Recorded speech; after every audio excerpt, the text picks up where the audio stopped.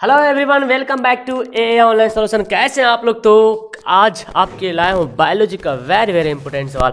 तो bio science का एक बहुत इंपॉर्टेंट पार्ट है और इससे ज़्यादा सवाल पूछा जाता है एग्जाम में।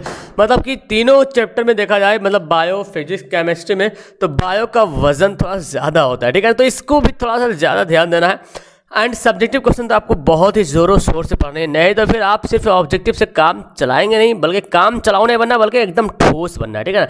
तो आइए स्टार्ट करते हैं। अगर आपने अभी तक मुझे फॉलो नहीं किया इंस्टाग्राम, टेलीग्राम, तो टेलीग्राम पे जरूर फॉलो करो और ये वाला बटन जरूर प्रेस करना एंड बेल आइकन प्रेस करना एंड सबसे पहले तो लाइक वीडियो जरूर करो। तो चलिए स्टार्ट करते हैं। और यहाँ पे मैं आपके लिए पाँच सब्जेक्टिव क्वेश्चन लाने की कोशिश कर रहा हूँ। ये जस्ट लाइक आपका होमवर्क है, टेस्ट है। अगर आपको याद है तो वेरी गुड, अगर याद नहीं है तो आप इसे याद करने की कोशिश करो। ओके, चलिए सबसे पहला सवाल हमारे पास यहाँ पे है, तंत्रिका उत्तक कैसे क्रिया करता है। How does nerve tissue work, यानी कि नर्वस सेल भी बोल सकते हैं इसको, कैसे काम करती है। तो आइए यहाँ पे पढ़ते हैं। देखिए ये 2 या 3 नंबर का सवाल आएगा, ठीक है ना। हालांकि 2 ही नंबर आता है, कहीं कहीं किसी बोर्ड में 3 नंबर भी आएगा। तो आप किसी भी बोर्ड से हो, डोंट वरी, किसी भी बोर्ड से, Bihar board, UP board, Jharkhand, यहाँ तक कि मैं सीबीएसई भी बोर्ड बोलूँ तो कोई हर्ज नहीं इसमें, ठीक है ना, बिकॉज उसमें भी सवाल आता है। चलिए पढ़ते हैं। शरीर के किसी भाग से प्राप्त सूचनाएं तंत्रिका कोशिका द्वारा एक से दूसरे कोशिकाओं में होते हुए मेरुरज्जु तक पहुंचता है। यानी कि जो नर्वस सेल है ना, जो तंत्रिका कोशिका है, हमारे शरीर के किसी भी भाग से सूचनाएं क्या होता है, इन्फॉर्मेशन।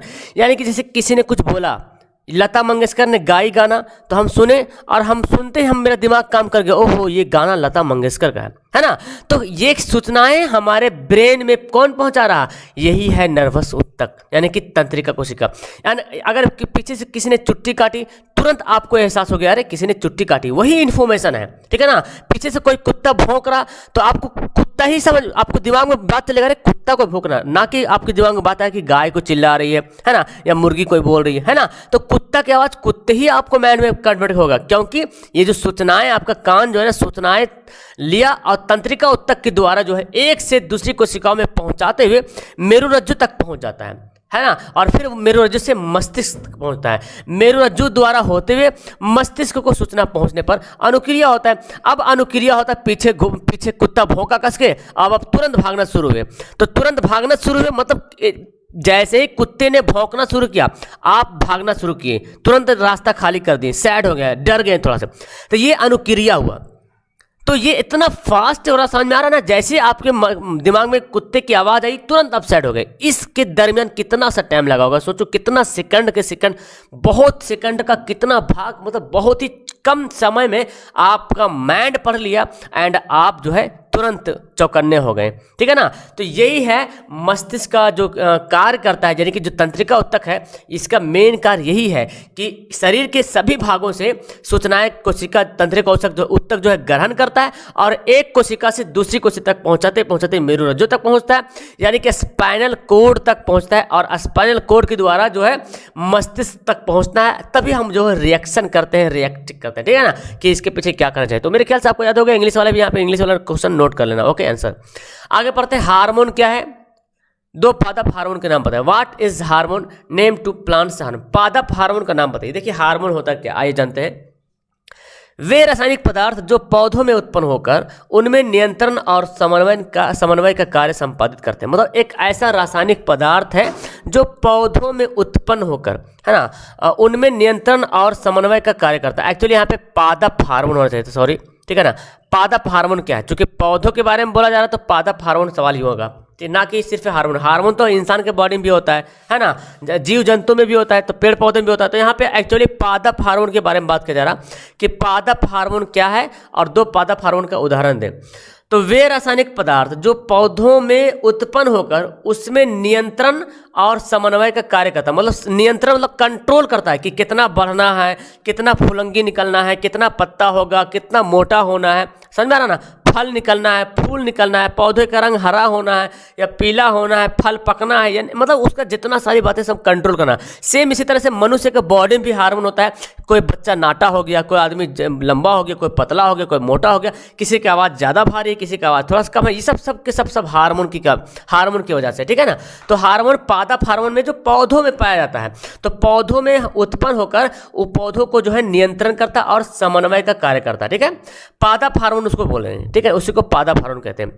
उदाहरण देखिए, ऑक्सिन और जिबरेलिन, ये दोनों पादप हार्मोन बहुत ही फेमस है, बहुत ही हाईलाइटेड। ये ऑब्जेक्टिव सवाल में भी ये सवाल पूछ लिया जाता है कि ऑक्सिन क्या है।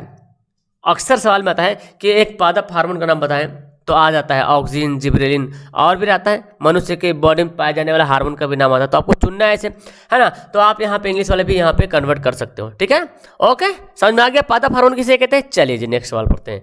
प्रकाश संश्लेषण क्या है। What is photosynthesis. इस क्रिया का रासायनिक समीकरण के द्वारा पेश करना, ठीक है ना। Right the chemical equation of this reaction. चलिए पढ़ते हैं, प्रकाश संश्लेषण किसे कहते हैं, फोटोसिंथेसिस क्या है। देखिए सभी हरे पौधे, एक बात याद रखें, फोटोसिंथेसिस जो है यानी कि प्रकाश संश्लेषण सिर्फ हरे पौधे में होने वाला है। पीला पौधा में प्रकाश संश्लेषण नहीं होता, ठीक है ना, मनुष्य में नहीं होता, बल्कि हरे पौधे में होता है। इसलिए यहाँ पे लिखा गया सभी हरे पौधे, जितना भी हरे हरे पौधे हैं ना, सभी हरे पौधे क्लोरोफिल तथा सूर्य प्रकाश की उपस्थिति में, क्लोरोफिल होना जरूरी है ना। हरे पौधे तो क्लोरोफिल तो होगा ही होगा। सूर्य प्रकाश की उपस्थिति में वायुमंडल से CO2 ग्रहण करता है और कार्बोहाइड्रेट का निर्माण करता है। इसी क्रिया को प्रकाश संश्लेषण कहते हैं। रासायनिक समीकरण इसका नीचे दिया हुआ है। समझ में आ रहा है मेरी बात। यानी कि जितने सारे हरे पौधे हैं उनमें जो क्लोरोफिल है और तो क्लोरोफिल जो है और सूर्य के प्रकाश की उपस्थिति में, सूर्य का प्रकाश होना बहुत जरूरी है। सूर्य का प्रकाश नहीं रहेगा तो प्रकाश संश्लेषण नहीं हो पाएगा। तो सूर्य के प्रकाश की उपस्थिति में वायुमंडल से CO2 ग्रहण करता है और उसको जो कार्बोहाइड्रेट में क्या करता है, बदल देता है। और फिर कार्बोहाइड्रेट बदलने के बाद क्या करता है, कार्बन मतलब ऑक्सीजन जो है छोड़ता है। तो खैर उसको तो लिखना नहीं है, तो कार्बोहाइड्रेट में बदल देता है, कार्बोहाइड्रेट का निर्माण करता है, ठीक है ना। इसी क्रिया को, ये जो क्रिया हो रहा है ना, इसको बोलेंगे प्रकाश संश्लेषण। इसका नीचे देखिए एग्जाम्पल दिया हुआ, ये CO2 है, ऑक्सीजन कार्बन डाइऑक्साइड है, H2O जल है। यहाँ पे सूर्य का प्रकाश भी है, क्लोरोफिल, इनकी उपस्थिति में हुआ। तो ये देखिए C2C6H12O6, ये क्या पता है ना, ये आपको पता है ग्लूकोज है ना जी, ये ग्लूकोज है, O2 ऑक्सीजन है, H2O जल है।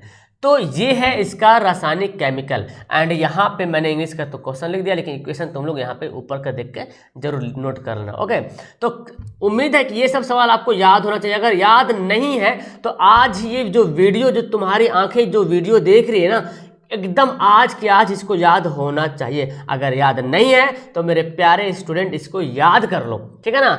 आज का काम कल पर ना डाल, ठीक है ना। आज ही इसको कल, जो कल करे सो आज कर, ठीक है ना। और आज करे सो अब कर, एकदम अब नोट करो और फटाफट याद करो, कुछ भी टाइम नहीं लगेगा, एकदम आराम से आप याद कर पाओगे। समजात अंग से आप क्या समझते हैं, उदाहरण दीजिए। और अगर हाँ आपको अगर सब्जेक्टिव क्वेश्चन याद करने में मुसीबत होती है, परेशानी होती है, तो मुझे कमेंट करें, मैं कोशिश करूंगा उसका कुछ हल निकालने का, ठीक है। उसका कुछ तरीका मैं बताऊंगा तो शायद आपका कुछ समाधान हो पाए। Okay, what do you understand by homologous organ, यानी कि समजात अंग। समजात अंग मतलब एक ही जात। देखिए यहाँ पे समझिए, समजात, सम मतलब बराबर, जात मतलब समझ, जात एक ही जात, अंग मतलब बॉडी का जो पार्ट है। आइए पढ़ते हैं। भिन्न भिन्न वातावरणों में, मतलब अनेक अनेक अलग अलग अलग जगह में रहने वाले जंतुओं के कुछ अंग ऐसे होते हैं जो संरचना एवं उत्पत्ति के दृष्टिकोण से समान होता है, मतलब सेम बना होता है।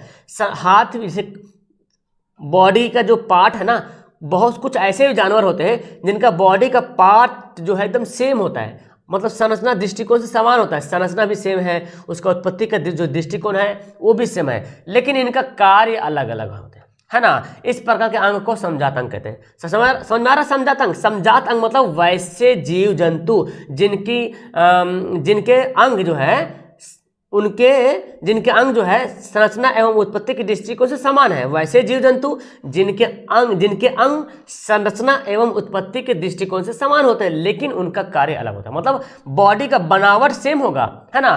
कुछ कुछ अंग ऐसा है जो मैच कर जाएगा दो जंतु में, लेकिन उसका काम अलग है। कोई उस अंग से कुछ और काम कर रहा, और जो दूसरे जंतु है उस हाथ से कोई और काम कर रहा। जैसे देखिए, मेंढक, पक्षी, बिल्ली तथा मनुष्य के अग्रपादों में पाए जाने वाले अस्थियों के अवयव, ठीक है ना। तो देखिए, अच्छा मेंढक देखते हैं, मेंढक का हाथ कितना छोटा सा रहता है ना। वो और मनुष्य का हाथ लगभग सेम मैच करता है। उसका मेंढक भी छोटा सा हाथ देखिएगा तो लगेगा यार ये तो आदमी की तरह, बड़ा करके देखिएगा तो जूम करके देखिएगा। और मनुष्य का हाथ, तो दोनों काम अलग अलग है कि नहीं। मनुष्य अपने हाथ से बहुत सारे काम करते हैं, मेंढक का क्या काम है, तो यहाँ पे देखने को मिलता है, ठीक है ना। और एक आता है कि मनुष्य का आगे हाथ और कुत्ते का अग्र पाद, कुत्ता का जो आगे वाला पैर होता है ना, हाथ की तरह लगता है, और वो हाथ से क्या करता है, खाता भी है। और मनुष्य हाथ से बहुत काम करता है, वो सिर्फ खाने का काम करता है और पकड़ने का काम करता है। मनुष्य अपने हाथ से बहुत सारा मारने का भी काम करता है, ठीक है। तो ये हुआ, काम अलग है, अंग बनावट सेम हो रहेगा कुछ अंग, लेकिन काम अलग है। तो वैसे जंतु को बोलेंगे समजात, वैसे अंग को बोलेंगे समजात अंग। क्लियर है? चलो भाई यहाँ पे इंग्लिश वाला नोट कर लो फटाफट फटाफट। तो यहाँ पे 4 सवाल हो गया क्लियर। अब पढ़ते हैं 5वां सवाल। जीवाश्म में क्या है? What is fossil? जैव विकास प्रक्रम में के विषय के बारे में क्या बतलाता है? जीवाश्म में है क्या, है ना? जीवाश्म में क्या है, चलिए जानते हैं। प्राचीन काल ऐसे कई जीव पृथ्वी पर उपस्थित थे जो बाद में समाप्त या विलुप्त हो गए, है ना। प्राचीन काल में बताया जाता है, साइंटिस्ट बताते हैं कि प्राचीन काल में बहुत सारे पृथ्वी पे ऐसे जीव थे जो बाद में समाप्त हो गए, विलुप्त हो गए। वर्तमान में वह मौजूद तो नहीं है, वैसे अनेक जीवों के अवशेष के चिन्ह पृथ्वी के चट्टानों पर पाए गए। मतलब पृथ्वी के चट्टानों पे उन सभी जीवों जो विलुप्त हो गए थे, जो पहले प्राचीन काल में जो बहुत अलग अलग टाइप के जीव थे, है ना, जो विलुप्त हो गए, तो अब जो है वर्तमान काल में उसका जो है ना अवशेष पता चलता है, उसका कुछ निशानी कुछ मिलता है, चिन्ह पता चलता है पृथ्वी के चट्टानों पर। पत्थरों पर ऐसे जीवों के चिन्ह को जीवाश्म, है ना। तो पत्थरों पर ऐसे जीव, यानी कि पत्थरों मतलब समझ रहे, पृथ्वी के जो परत पे जो चट्टानों पे जो निशान है ना, तो वैसे निशानों को ही जीवाश्म कहते हैं। जैसे हमको मिला गड्ढा, कहीं कहीं खोदाई किए, ठीक है, कहीं खोदाई हुआ, खोदाई होने के बाद पता चला कि यहाँ पे कुछ ऐसा कुछ अलग सा नज़ारा देखने को मिला कि यहाँ पे लगा कि कुछ ऐसा जीव था जो धंस गया, उसका बॉडी का पार्ट की तरह निशान दिख रहा, तो वो है जीवाश्म। उसे क्या बोला गया? जीवाश्म बोला गया। जीवाश्म के अध्ययन से जैव विकास के प्रमाण मिलते हैं। आर्कियोटेरिक्स एक ऐसे ही जीवाश्म है, एक नाम है, जिनमें रेंटिलिया तथा स्वीज, यानी कि स्वीज मतलब पक्षी होता है, दोनों के गुण पाए जाते हैं। इनके अध्ययन से यह पुष्टि होती है कि रेंटिलिया एवं रेंटिलिया एवं एजीव होगा, ठीक है ना, का विकास एक ही पूर्वज से हुआ है। मतलब 2 टाइप का ऐसा जीव है। तो खैर आपको इतना नहीं भी लिखेंगे चलेगा, आप अगर यहाँ तक लिखेंगे, यहाँ तक भी लिख देंगे काफ़ी है, ठीक है, यहाँ तक लिखेंगे काफ़ी है। जीवाश्म किसे कहते हैं, यहाँ तक भी अगर आप लिख देते हैं तो बेहतर है। अब यहाँ पे इंग्लिश वाला है भाई, तो इंग्लिश वाला इसको फटाफट नोट कर लो। ओके, तो हमारा 5 क्वेश्चन है, हो गया है समाप्त। तो मैं जो आपको 5 सवाल यहाँ पे लाने की कोशिश कर रहा हूँ, तो आप मुझे कंफर्म पहले करोगे नीचे कमेंट करके, सर रियली में वाकई में मैं इस सवाल को याद कर ले रहा हूँ या आपको रियल में याद है, ठीक है ना। तब लगा कि मेरी मेहनत कामयाब हो रही है, बिकॉज मैं भी मेहनत से आपके सामने ये सब सवाल को खोज के चुन करके और ट्रांसलेट करके आपको लाता हूँ, ठीक है ना, एंड समझाने की कोशिश करता हूँ। तो आप इस मेहनत को बेकार मत जाने दीजिए, एंड मैं आप जो भी कीजिएगा आप अपने लिए कीजिएगा। सो अभी से आप इसको याद करना शुरू कीजिए। और याद करना कोई बड़ी भारी सी बात नहीं, एकदम आसान सी बात है। बस अपने दिल में पहले पॉजिटिव बनाओ, अपने माइंड को पॉजिटिव करो कि हमें याद करना है, याद हो जाएगा भाई। इसको समझाओ प्यार से, दिमाग को प्यार से समझाओ, याद हो जाएगा भाई। टेंशन क्यों लेता है ना, तो याद हो जाएगा। अब जब टेंशन पहले ही सोच लोगे कि यार याद नहीं होगा ये सब, तो फिर याद होना इम्पॉसिबल है।